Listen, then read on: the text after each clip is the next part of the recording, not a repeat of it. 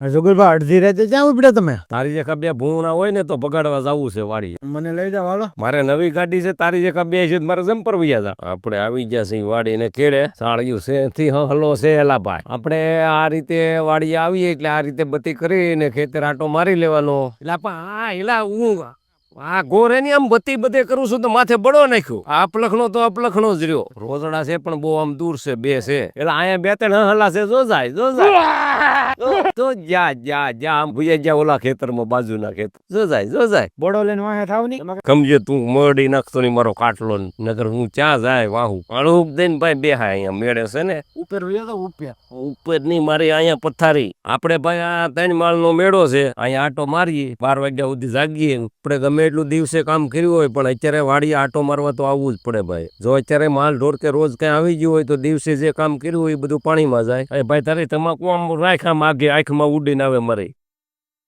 હા તમને હમણાં કીધું તો એમ અમે વાડીએ આ તો આ 2-3 જણા આવ્યા છે, નકર એકલા હોય તો અમારે હથવારો આ બીડી. અમારી બાજુ ભાઈ દીપડાની રજાડ વધારે છે એટલે કારક મેળા ઉપર હોવું પડે એટલે આ સુવિધા કરી બધી. હાલો હવે ભાઈ ભાઈ માલ ઢોર કઈ છે નહીં. હવે તો આજે વરસાદ છો એટલે કઈ માલ ઢોર લગભગ આવશે નહીં એટલે હવે અહીંયા રહેવાની જરૂર નહીં પડે. હવે જઈએ ઘેરે. આપણે બીડી પી લીધી છે.